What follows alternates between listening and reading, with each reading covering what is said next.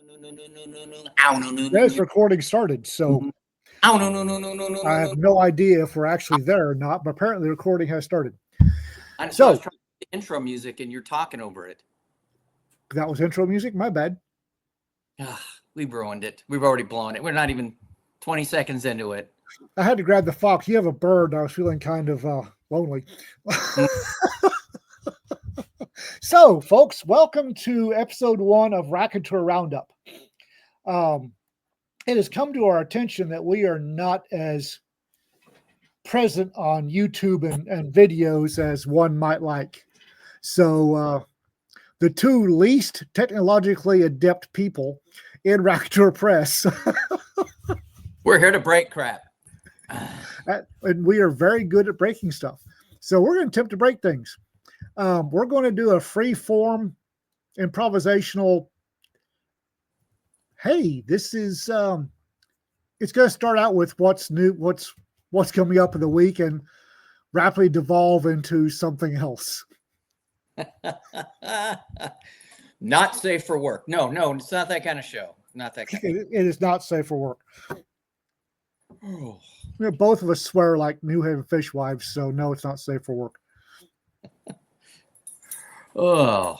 All right. So, what do we have coming up in the week in Rac Chat Press? Starting the week of October 13th to 17th, and if you get on Substack and follow us there, you can read it yourself. But we're getting in the middle of October, and this week we're going to have Creature Feature, our second anthology of the month, coming out. That's the one. The Creature Feature is the one with the that's inspired by drive-in movies.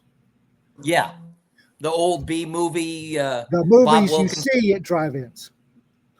Well, yeah, where you used to. Yeah, right. Most of the movies I'm thinking of, I saw on late night. Monster Vision. The Friday night. Yeah, that kind of stuff. So we've got some good stories there. Some of them kind of harken. One of them reminded me of like Slaughterhouse-5 with like aliens and time travel and stuff like that. So there's a good spread of different kinds of strange. Did you ever watch the that one late night with Joe Bob Briggs? Well, thanks, Bird. Right here live on the thing. Don't let the Bird's thoughts on this anthology sway your opinion on its relative merits. He's a bird brain. Yes. What does the Bird know? Joe Bob Briggs used to host a late night schlock fest, basically. And the thing that was great was every time he would get progressively drunker as the double feature progressed, but he always had the Joe Bob Briggsometer, and he would 4 sets of untamed boobs, chair foo, cane foo, can foo, spoon foo. You get on a laundry list, and I'm going to have to write something for the next Creature Feature involving Joe Bob Briggs.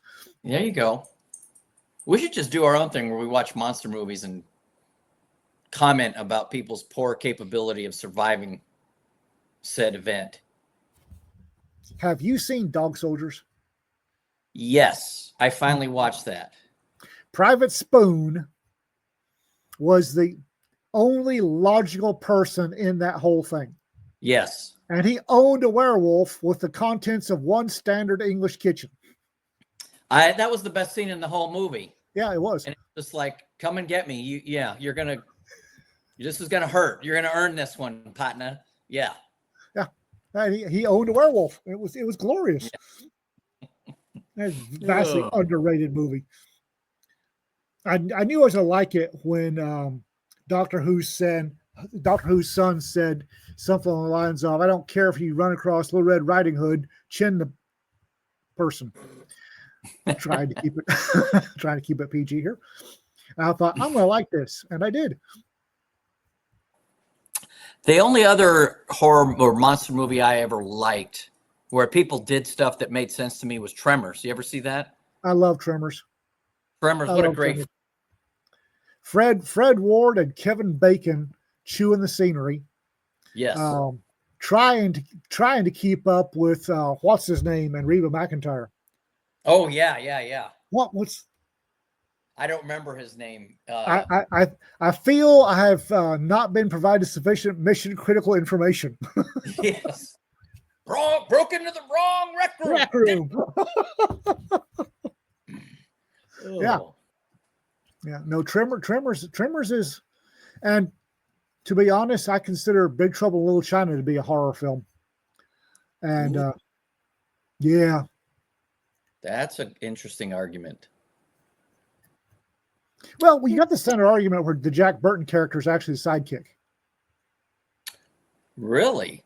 Yeah. And there's a pretty good argument that he's actually the sidekick, and the Chinese kid that's play the sidekick is actually the main hero character. And it's a pretty convincing argument if you find it. I think you could make that argument. In theater, one of the things that defines the protagonist is who has the most, we call it polar change or polar attitude change. Like they think one thing at the beginning of the story and they have it changes over. And whoever has the biggest Jack change, Burton definitely doesn't change. No, he's the same guy at the end of the thing. Yeah. So you could make that argument. Because he's the exact same guy. Mm-hmm. He's a hold my beer hero. Yeah. As it were. Speaking of, did you drop something, Mike? No, there's a dog down here demanding my attention, so I reached down. Okay, so we've got Creature Feature. Glitch Grim has come out. And, yes. To my somewhat surprise, I don't think we had any werewolf stories for Glitch Grim.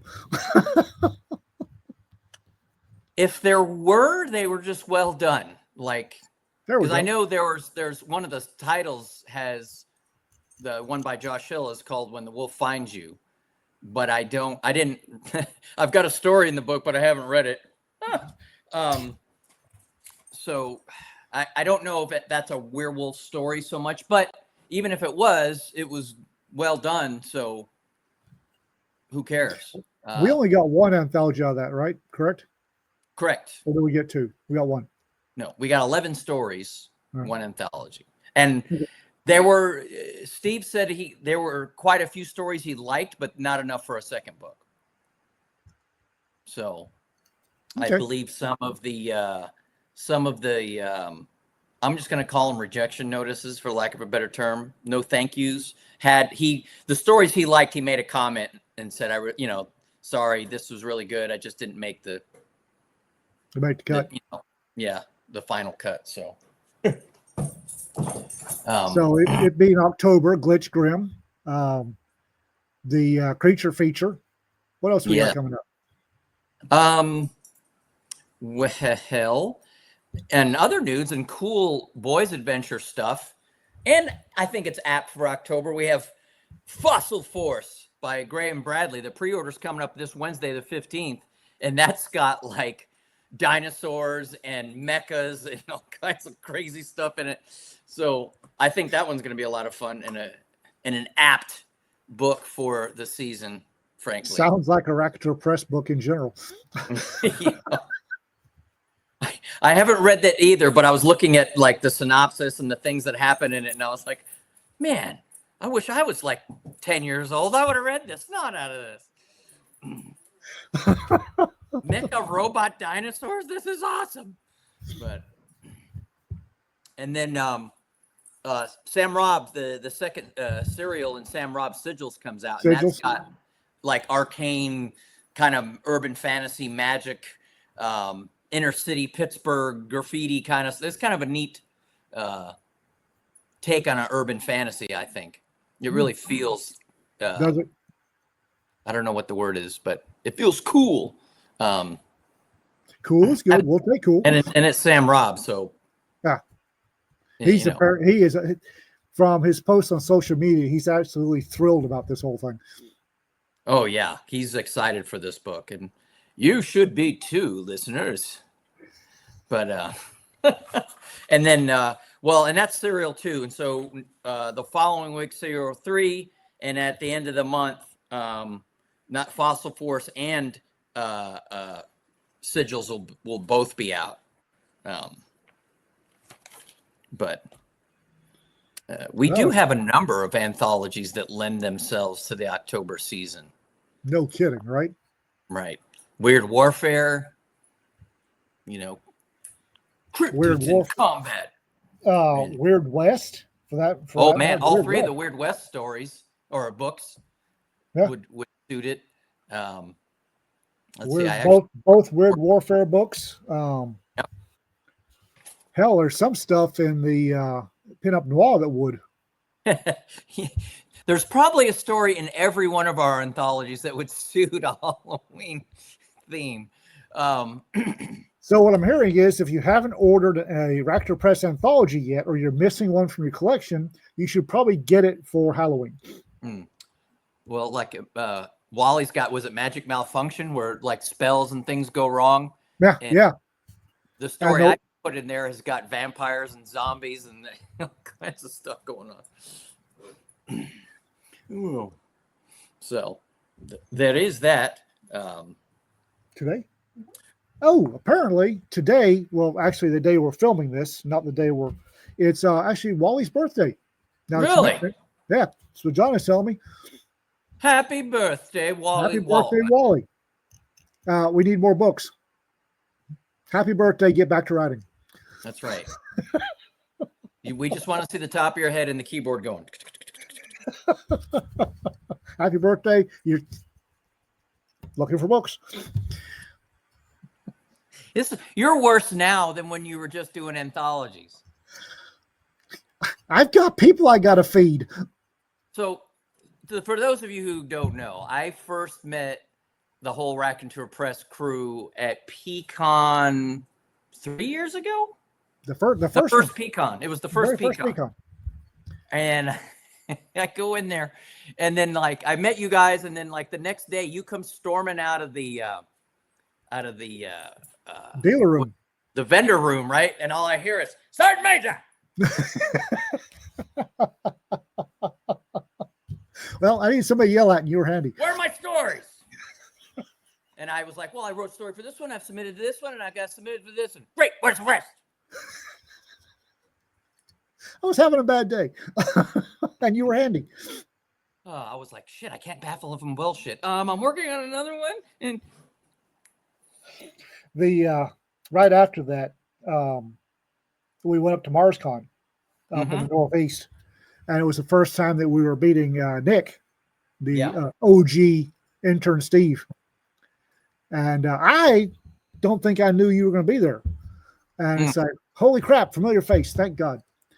And on the way home, I called Rita that night and said, I think we've got 2 interns. And what, 2 weeks later, you got shanghaied? Yeah, there was a couple weeks later, there was a number blowing up on my phone. And I was like, Texas, I know who this is. I know what's going to happen. Dude. Yeah. Breathe deeply, son. And I had our second intern. You didn't actually intern. No. That's why I sacrificed Nick to the intern gods.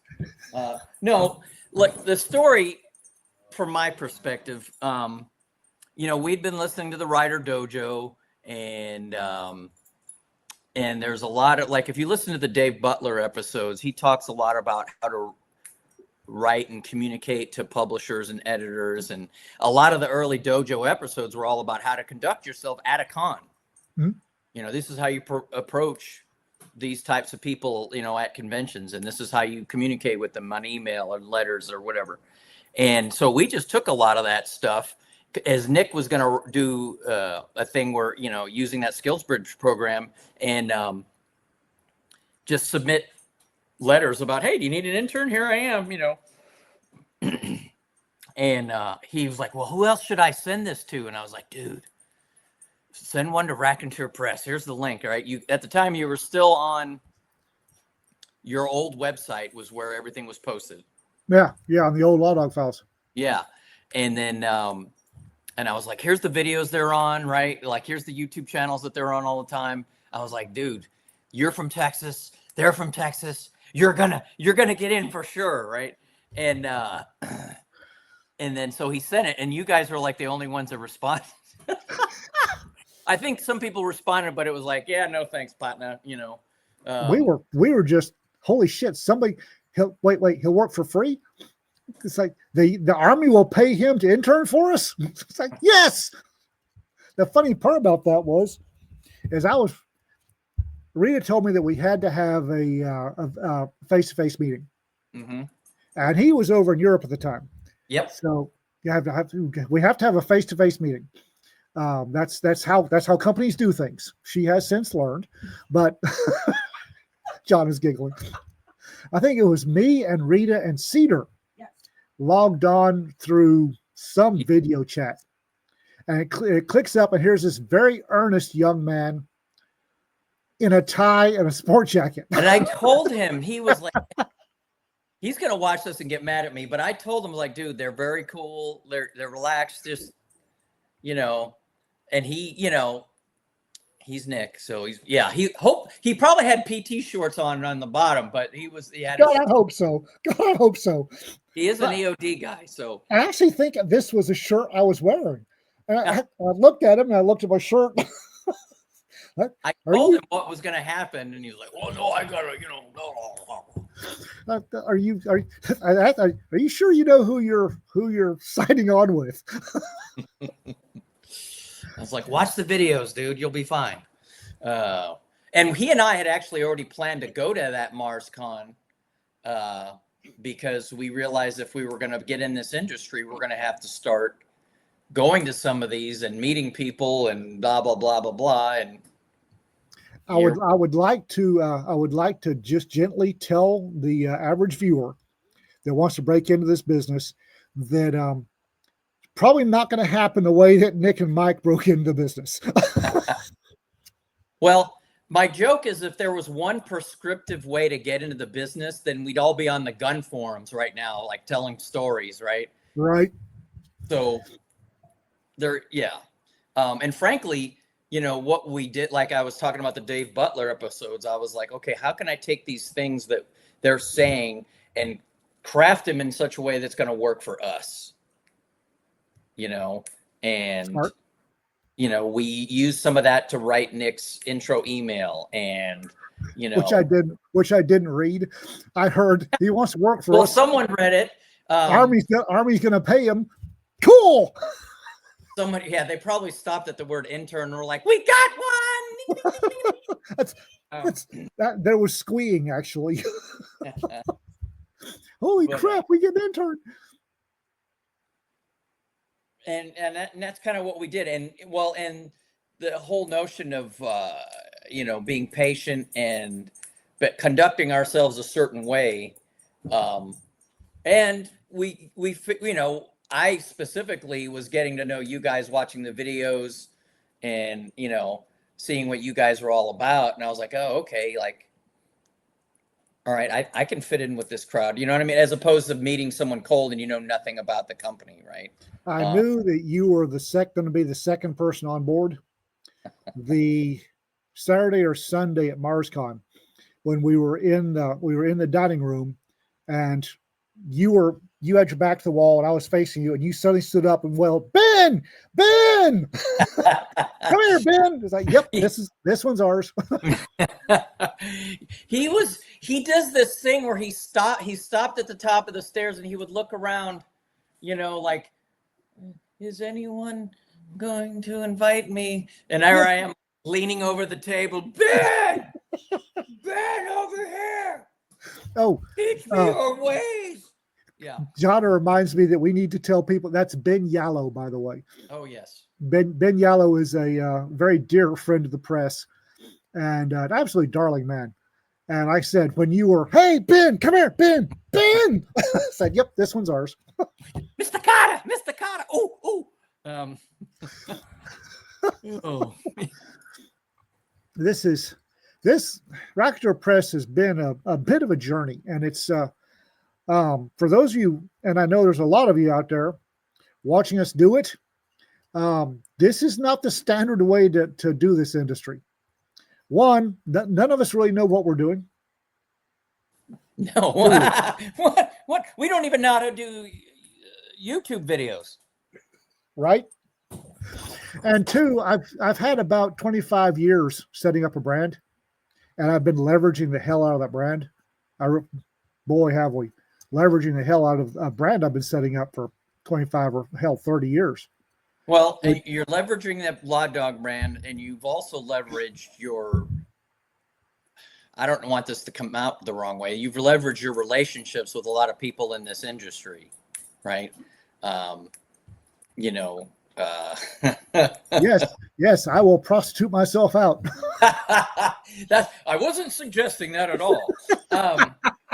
But that brand and the associated relationships that you've made during that time are help propelling, a lot of this.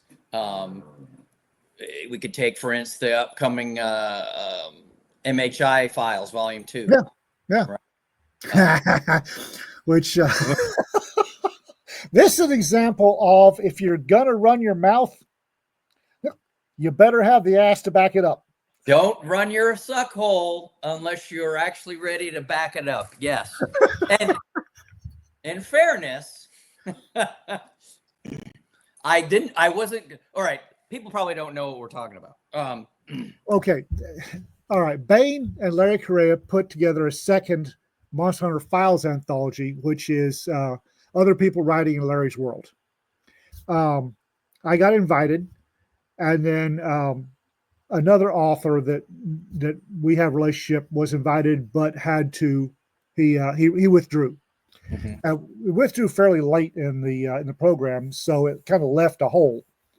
So I texted Larry. Hold on. So we were all very excited at the press because you hadn't written a story in 5 years.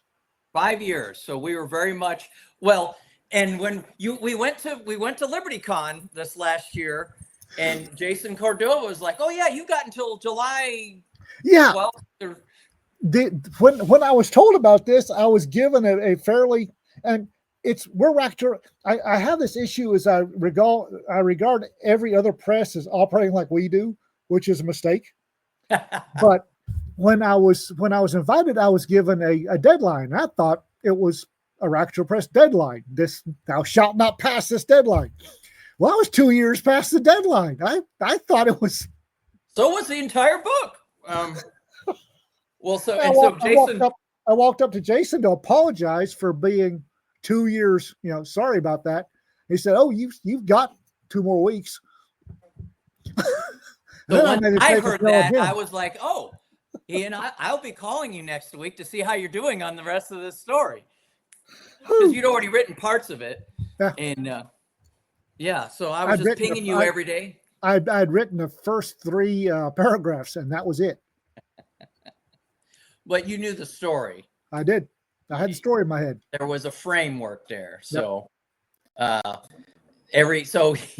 Ian asked me politely, please don't start bothering me until next Thursday.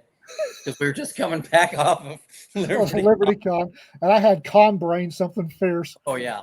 So starting Thursday, there's these little messages. Ping. So how many words did you get today? Oh, how many words did you get today? And the terrible thing is, I went another week without writing anything, and I was trying. It wasn't working. So I was sitting at work, and I just, instead of writing the way I normally do, which is start at the beginning and end at the end, I just started writing clips. Yeah. And I thought they were crap. And I sent them to Mike, and Mike said, "Holy this is good." It is? Apparently was. Anyway, so I did get the story in with like 30 minutes to go on the new deadline. Yeah. Well, here's the thing. You weren't even the last one in that first lineup. No, I wasn't. But we had another author dropped out.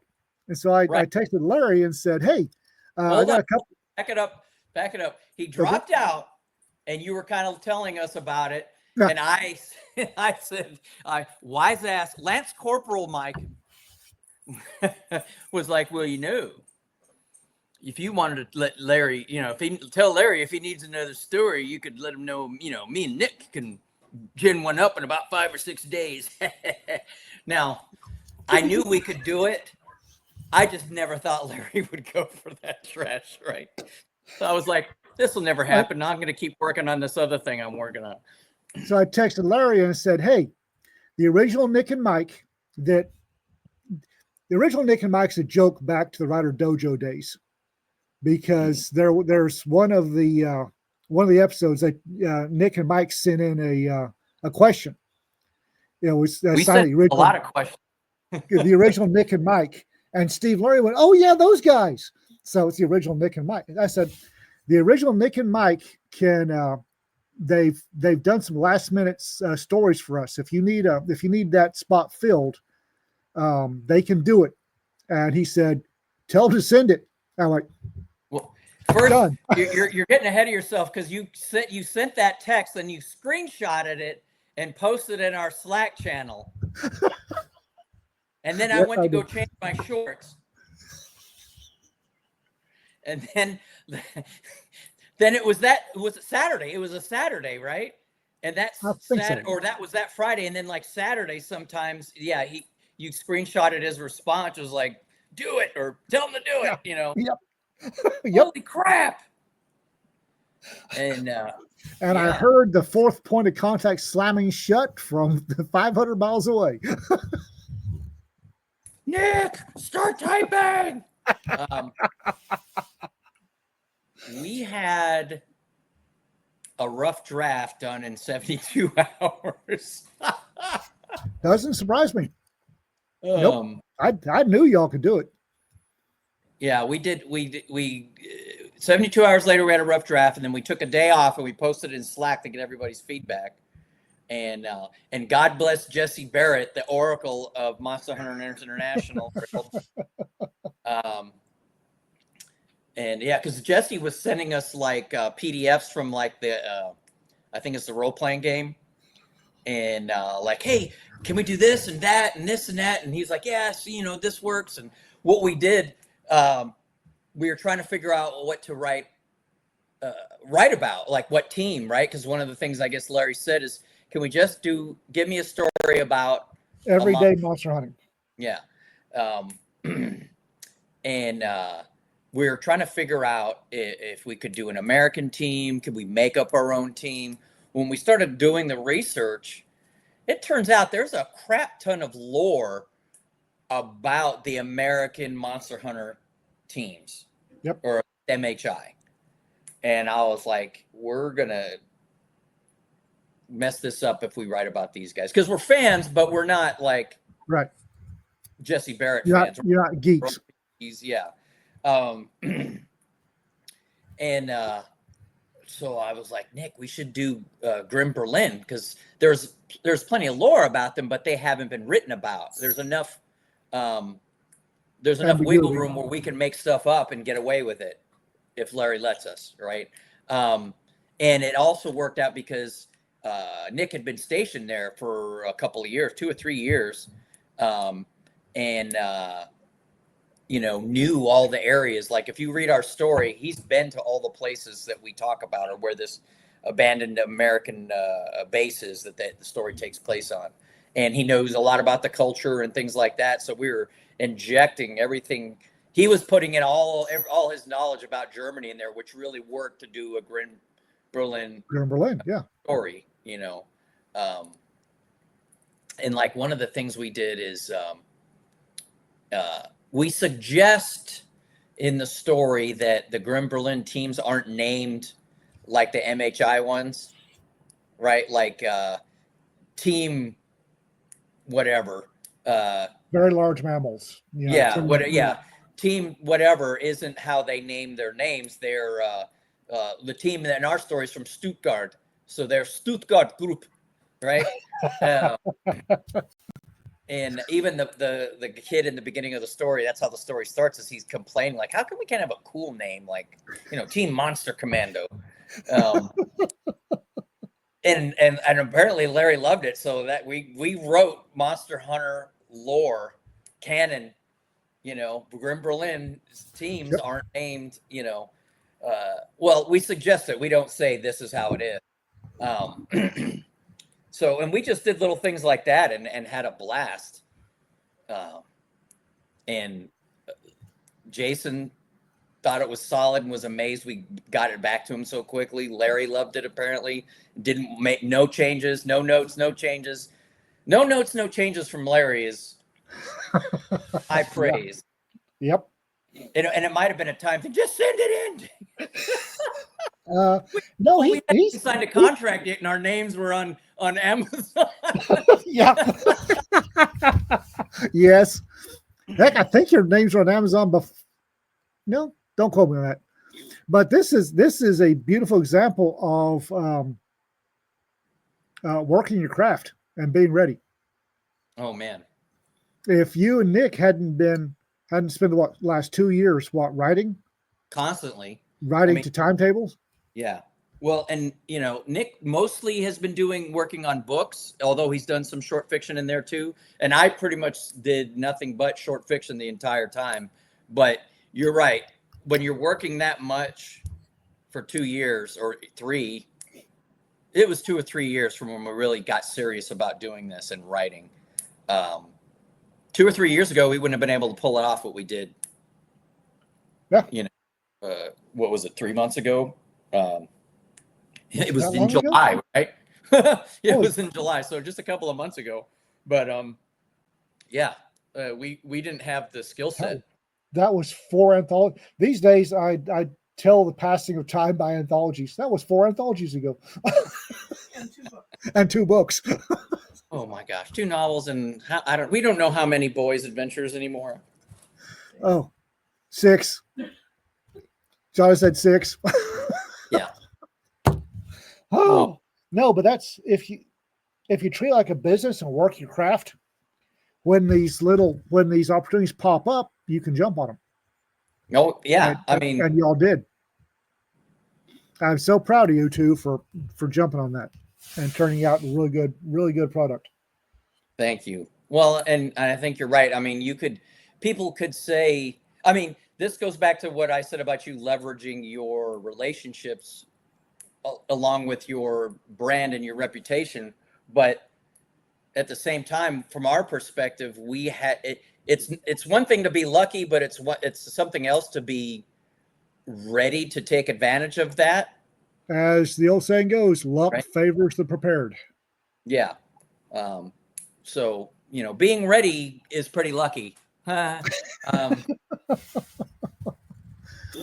No, just working your craft. But that was a really interesting look into how the sausage is made. Because again, we don't know what we're doing. As far as I think Jonna and Cedar are about the most experienced folks we've got at Rac Chat Press. The rest of us don't know. I stood up one day and said, I'm gonna own a press. Yeah. John's over here like, this is terrifying. We're getting better though. Today I found my behind with both hands. Hey-o. No, I mean, and I think one of the things that works for us is that we're willing to admit and we know we don't know everything, and we're okay learning new stuff. Rita and I were talking a little while ago, and I told her that one of the things that always hacks me off whenever I would go somewhere to build a team or a section or whatever, I would start out in what I used to call the studies and observation phase. Mm-hmm. It's where you watch everybody.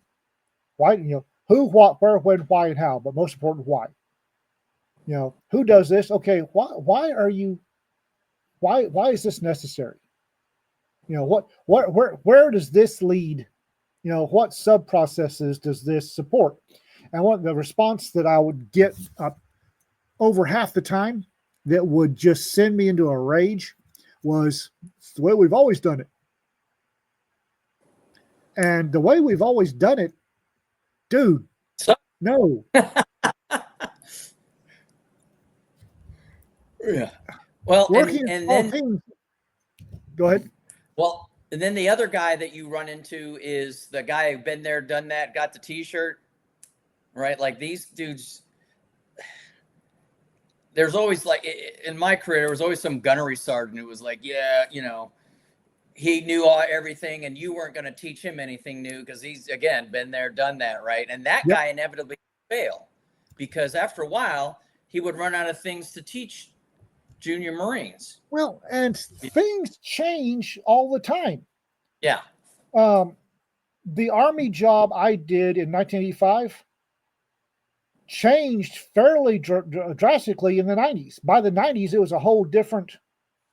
And if you didn't, adapt and learn, it wasn't good. And there's a bunch of folks in the publishing industry that aren't bothering to adapt and learn to new processes. Right. Well, we don't have that issue. The U.S. military is completely different than it was in 1985. Although there are some cultural norms, right? But yeah, how you guys did business in 85. Shoot, when I came in the Marine, I joined the Marine Corps in 1992. We were still hazing the crap out of each other, right? I as a team leader, one of my guys was on the deck in front of me doing push-ups while I was yelling at him, and the company commander came walking by, right? Company commander came walking by, and I'm like, "Sir, good afternoon. Keep pushing, dirtbag." And I salute him, and he kind of grins and salutes me back, right? Doesn't say a word because clearly business is being handled, right? Well, apparently you can't. That'll never happen again, Apparently you can't do that later. Ugh. No, but we don't know what the processes are, so we're kind of inventing new ones. Oh yeah. Well, and we're not. Jonna got big-eyed over there. Process. Yeah, Ian, tell her what we did. No. Well, and we're changing some stuff. I've noticed. Well, I suspect, you're providing the vision, right? I mean, it's your, you know what I mean? You're the commander's intent, right? The coxswain or whatever, you know what I mean? You're providing the vision, commander's intent, and we're all going somewhere we haven't gone before. So we're all kind of doing it the way we think it should be done. Right. And sometimes it just doesn't work, as we've discovered. We screw things up all the time, gang. But other times it shocks everybody that we're being upfront about certain things. Yeah, that's the big one. Is the fact that we are one of the things that I promised Mike I would have done yesterday that I didn't get done was a guide on how to pick your batting order for an anthology and why we do it that way. The reasoning, by how we pick the 10 stories, but the order that the 10 stories are in the book. In the anthology, there's a method to our madness, right? And that post is growing. It's turning into Anthology 101, which you can break it up. You don't have to put it in one thing. I'm gonna have to. It's LawDog says part 1, part 1 through part 72. Of course. About half of them will be, and don't do that stuff. Don't worry, folks. We'll cut out the parts about your mother and things of that nature. And gerbils and whoa, yeah, launchers and I'm quite happy. We all are quite happy to actually. We sit down. Jonna spends most of her time at cons these days, just sitting down and telling newbies how we do things, which apparently very shocking to the folk already entrenched folks. You want to see your contract? Here's your contract. Yeah, use it. Yeah, here you go. Scrub our stuff off of it, but use it. Go. Well, and like one of the things, what was it, a couple of years ago, the prevailing I don't know what the term I'm using, the prevailing Wisdom, logic or the wisdom. way the wind was blowing was that, hey, if you're a new writer, you need to have 3 books completed. Oh God!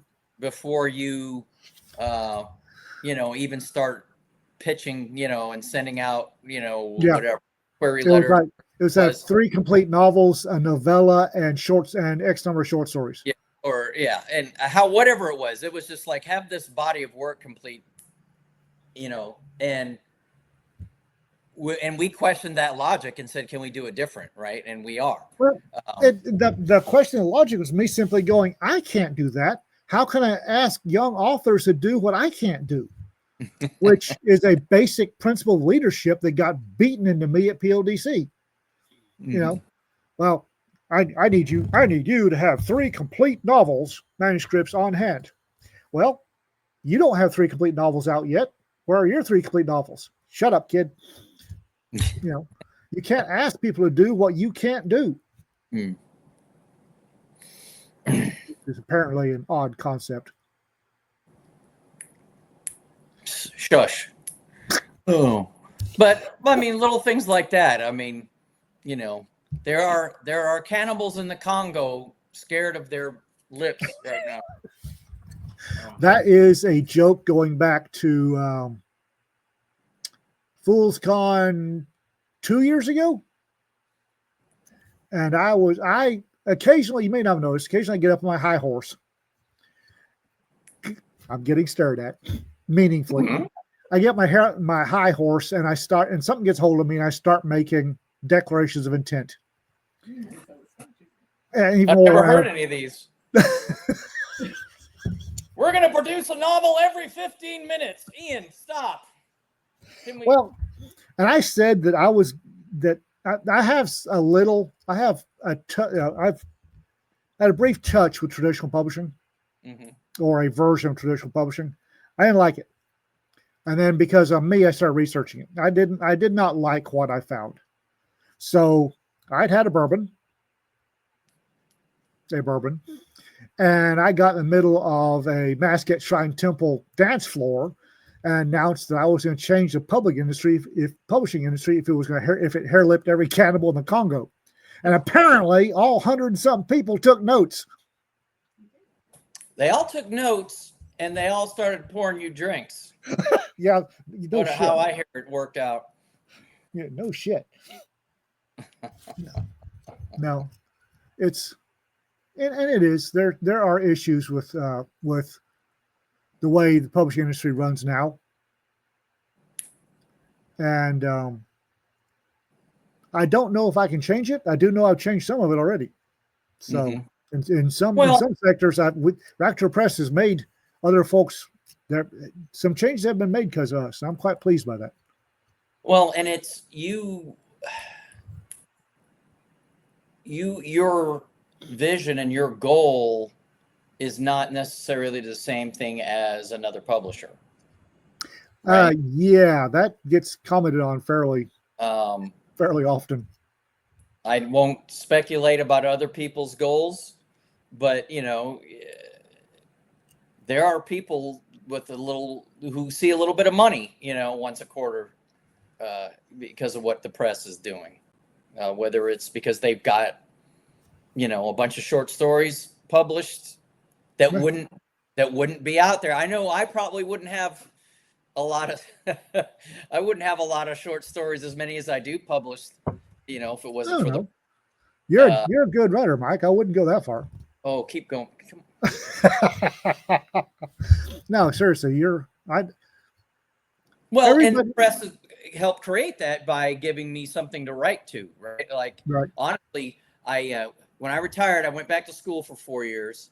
And then when I graduated, I was like, no, I shall write.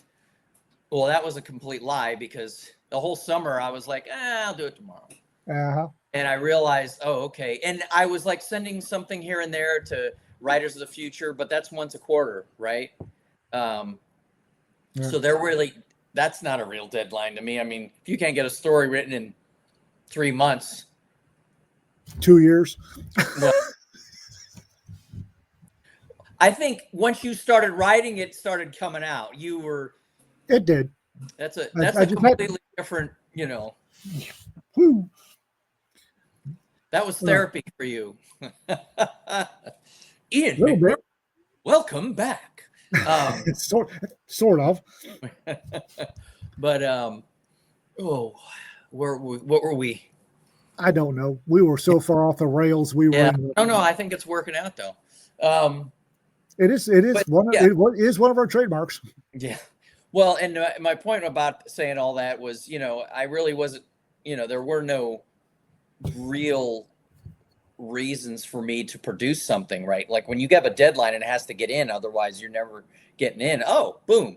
And at the time, I think it was the postcards were still coming out, and I think Space Cowboys 1 and 2 had come out, and I was like, okay, I remember thinking to myself, seeing this, finally discovering Rac Press, and thinking to myself, well, I need to decide if I'm really serious about this or not, because I hadn't written in a while, and the only, and I think I was a member of the Alpha Mercs at the time, but I was kind of not participating very much at the time, and I was like, okay, are you going to do this, or are you going to do something else?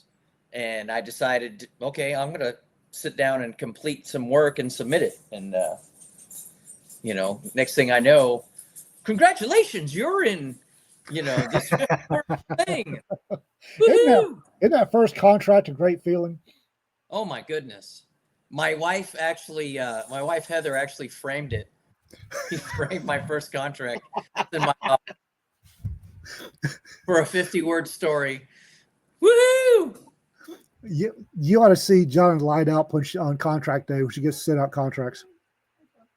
Well, she very much liked me on contract day because I had set up.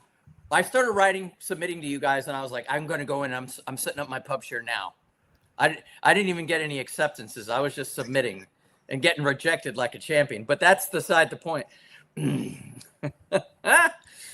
But I'd already, and then the response from John was, because I was like, oh, cool. I've already set up my, I set up my pub share 3 months ago for this day. And she's like, good for you for believing in yourself.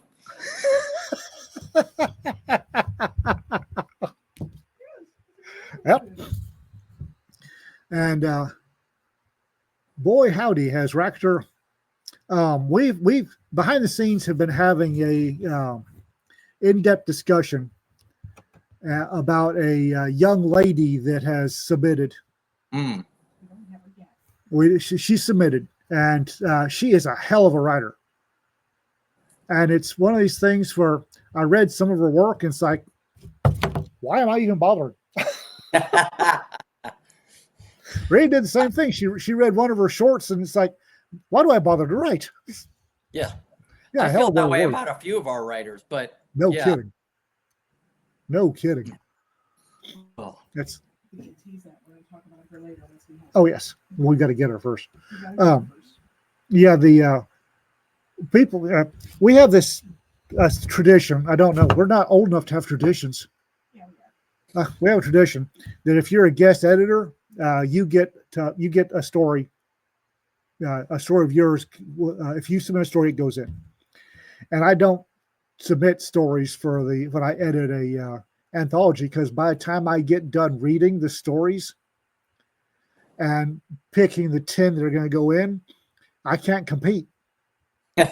We really had a few of our guest editors who had a story and go, yeah, I'm not going to put mine in. It's clearly not the spec, even if it's a free slot, Plasma Pulp. I forget how many stories we got on that one. We got a crap ton. And I had a hell of a time. I had 2 different tracks that I could have gone. That were in my head. I had a TV serials track and a pulp novels track, and I went with TV serial. But I had enough to go either way. And by the time I got done reading all of those stories, it's like I can't compete. Nothing I write is going to match any of this stuff. That was a fun anthology. Yeah, it was. And as a matter of fact, folks, Plasma Pulp 2 opens When does it open, Bill? It opens. Plasma Pulp. It opens this month on the 24th. Oh, Lord. Closes December 5th. One of the things we have learned, if you are the editor for an anthology of ours, you should start reading submissions from day one as soon as they start coming in. Don't let them stack up, folks. Don't let them stack up. Don't do it. Yeah, as soon as I see the first story in there, I read it. Yeah. Because what I'm reading for, and what I suggest our other guest editors read for, is you're reading for the nose. It's what you're reading for is maybes and no's, and every time a story comes in, because you can tell a no pretty quick. Oh yeah. For folks that aren't aware, I mean, I've learned this. Yeah, Nick and I were talking about this a couple of times because we used to first try to gut out the whole thing to see if there was any merit. But honestly, anymore, just about every editor will tell you something similar. If you're not writing something interesting in the first 500 to 1,000 words, it doesn't matter how good it is after that, because we're never going to read it. If you can't get the editor's attention, you're not going to get a reader's attention. Yeah. It's, don't gut it out. If it's not getting your attention, it won't get a reader's attention. If it won't get a reader's attention, why do we have it in there? We did an article about short stories, and the whole thing about the short story, the thrust of the article, so to speak, was, hey, it's a short story. Open with a bang. Right. No world building. Just open with a bang. Let's go. You got 5,000 to 8,000 words. That's not a lot of words. Well, like I kind of the metaphor I was using too was like, if you're writing a heist story, right? You're writing a heist novel. There's usually a formula, right, where you recognize the target, you build your team, right? And, you conduct the heist, and then you escape, right? In a short story about a heist, the vault is open, right? In the first paragraph, it's already open, right? And, that was a good metaphor, I think, to kind of illustrate what we're talking about. Because I think the number one thing that writers do, no matter how good they are at writing, is, and I think a lot of new writers do this, there's just so much exposition at the beginning. It's like they're clearing their throat, right? Yeah. And it's fine to do in your first draft. But the reader doesn't need to know everything the author knows about this story and the history behind it, and why for 10,000 years the Yubanki Empire operates the way it does, right? There was the one story I opened up for, I think, Plasma Pulp. I was on page 18, and it was still describing the moons above this planet.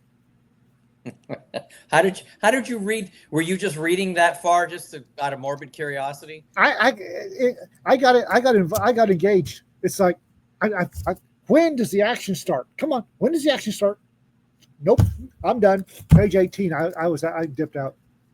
I actually sat down with one of our writers at Pecan and was talking with them about, all right, hey, here's your story, and I was like, here's the beginning of your story as you wrote it, but the actual beginning is way down here where the interesting stuff starts happening.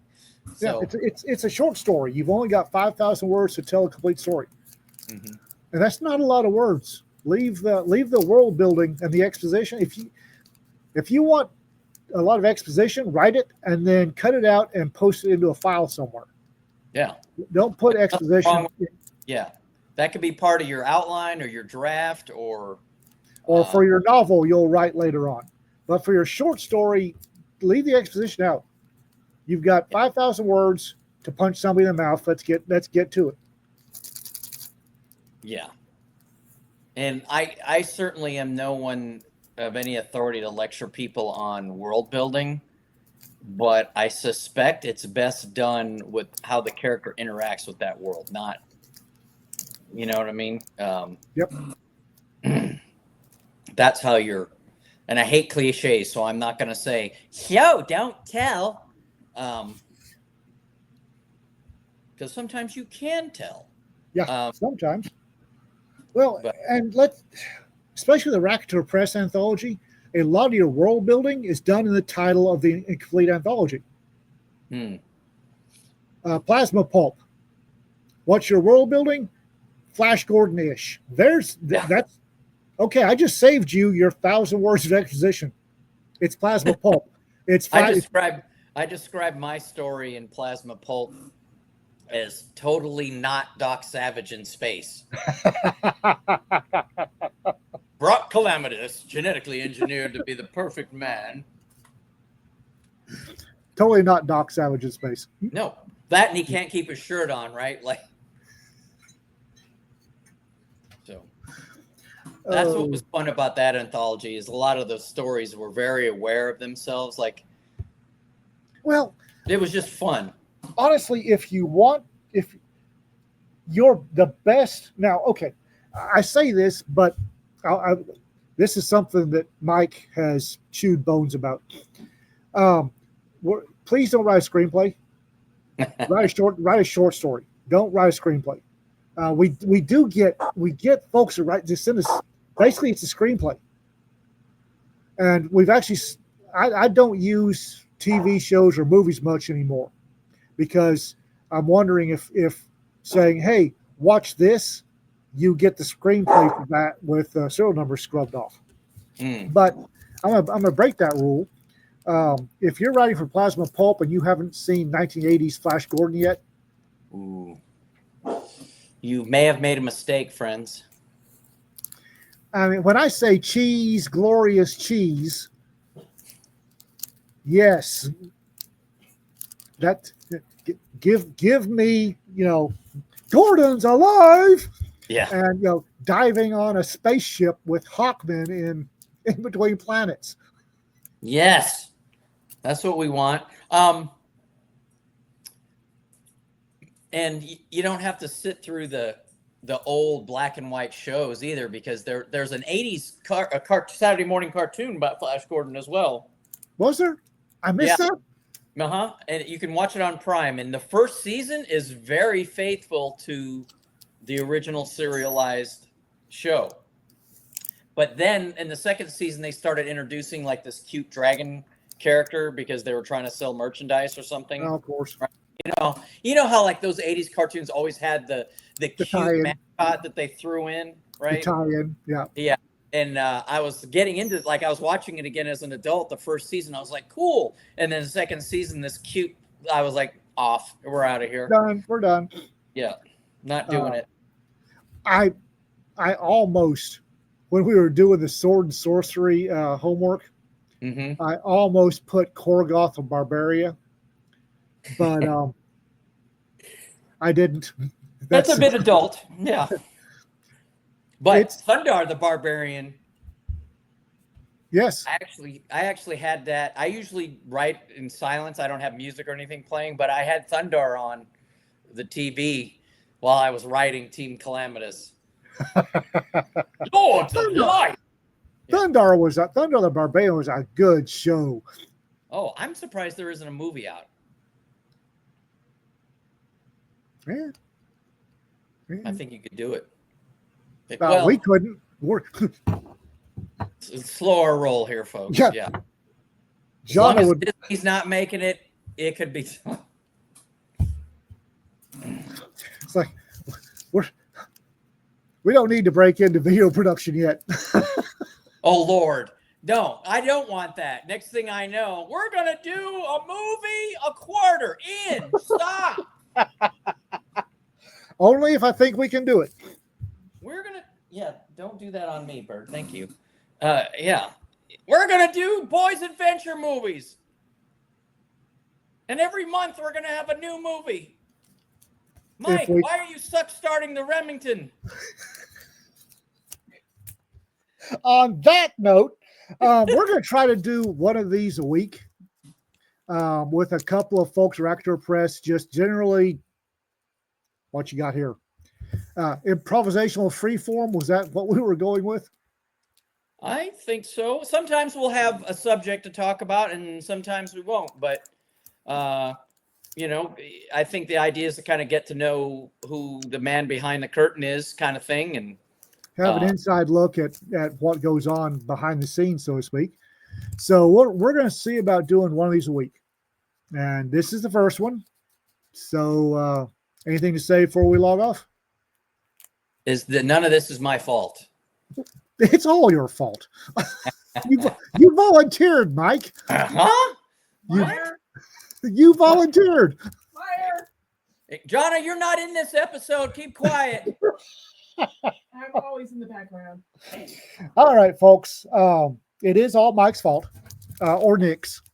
Next week we'll have 2 more folks on. Don't know who yet. We'll figure it out. Could be the same folks. We're not guaranteeing anything. We're not. It's Rac Chat Press. We don't guarantee anything. So we'll see you next week sometime. Y'all be safe. All right. Have a good night.